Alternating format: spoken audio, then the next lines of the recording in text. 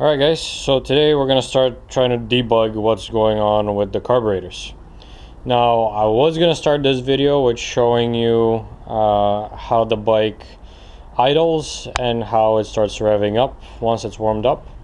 However, this morning when I came in and opened the garage, I found this under the bike.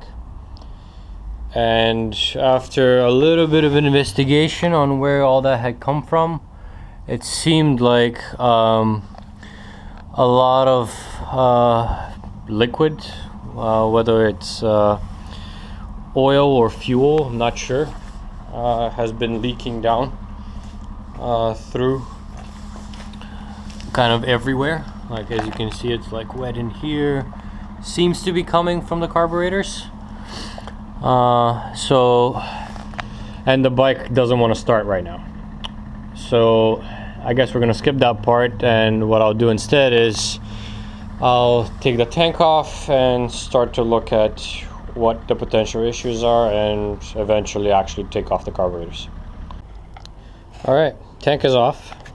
So as you can see, the big difference here between this frame and the other frame is this bar right here. On the other frame we had two bars kind of going up and joining in like this. Here we have this here, and then we actually have the ignition coils in the middle. So from what I've heard, in order to remove the carburetors, you need to remove the airbox. And to remove the airbox, probably need to remove these guys. So I'm going to continue taking off the airboxes and disassembling things to get to the carburetors. Here's a view on the other side. So the mysterious liquid that has leaked all over doesn't seem to be fuel, since a bit of fuel poured out once I unhooked the tank, and that seemed like a different liquid from what was pouring down here, which is this like yellow stuff. But either way, we never know, we'll see. I'll open things up and see what we have. So I just opened the airbox on this side, and what I found is kind of expected. These filters have been oiled, and when I wiped this stuff, it's got the same yellow consistency as the puddle that I found over there. So that kind of makes sense as to where, yeah, there you go. Here's the yellow greenish oil from these filters.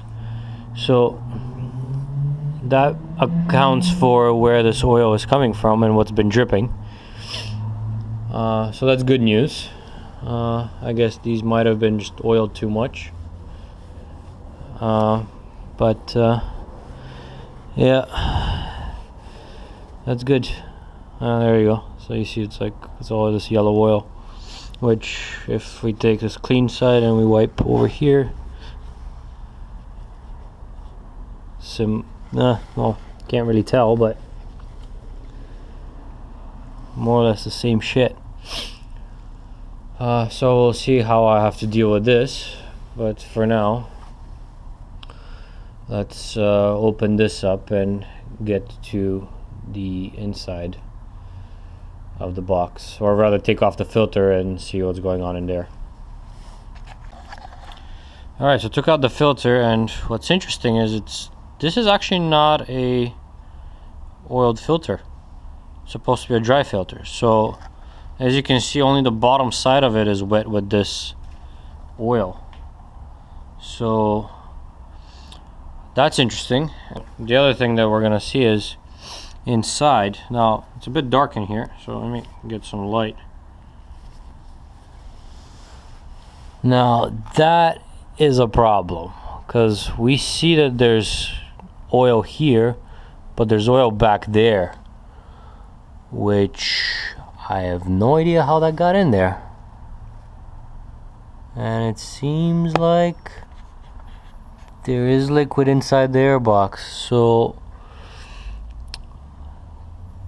something is spitting engine oil or some sort of oil mixture back up into the airbox. Weird. Okay, so I'm gonna take off this box and do the same on the other side and continue disassembling, see what we find. Alright, on the other side we have this much of the same.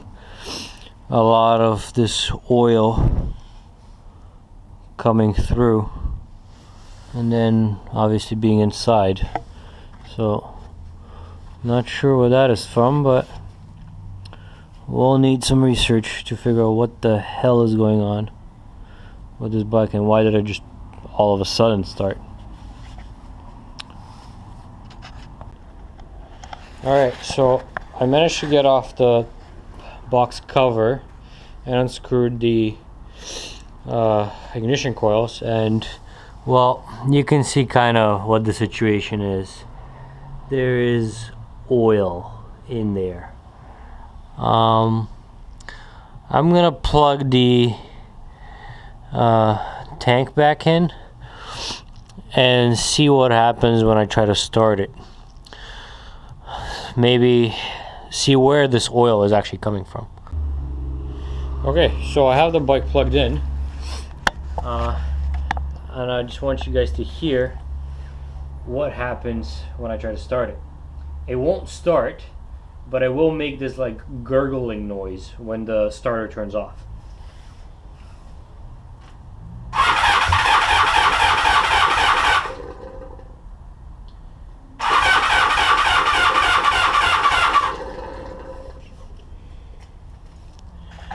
So that, I'm assuming, is either starvation from fuel or way too much air, and there's definitely some liquid where there's supposed to be air, as you can hear the glug glug glug glug type noise.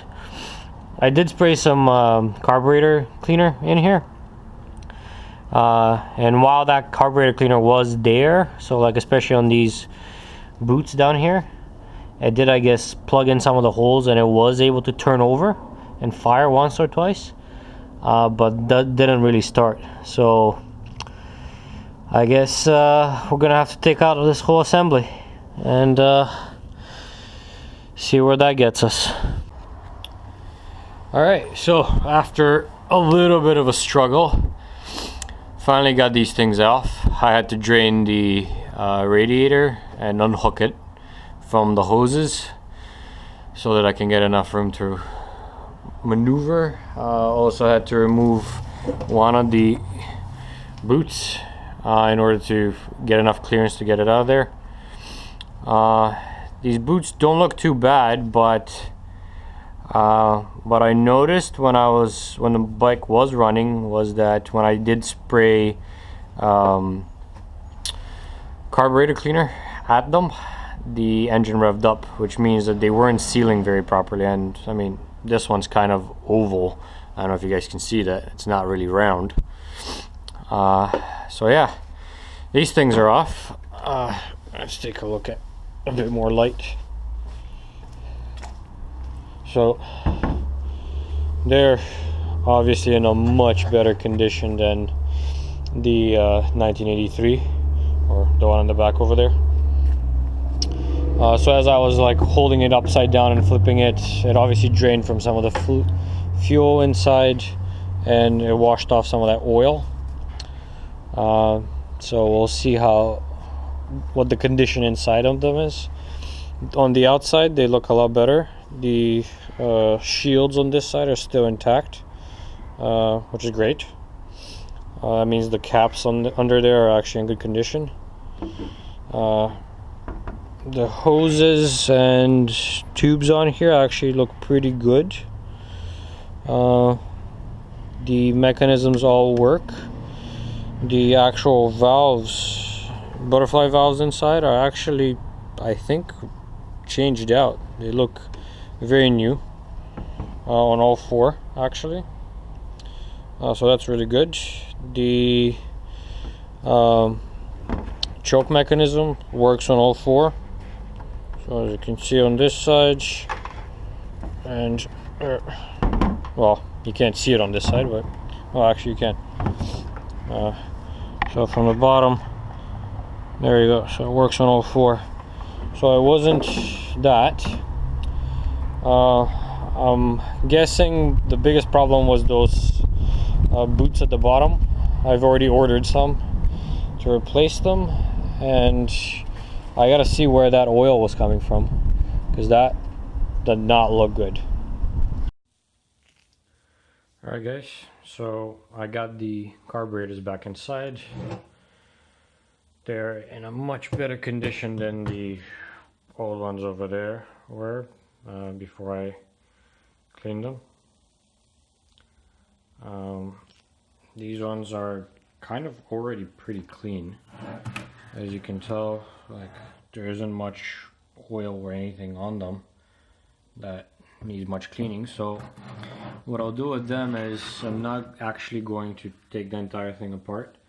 I will just open them up from the bottoms to clean out the jets, open up the tops to clean out things in the top, but keep the entire assembly together.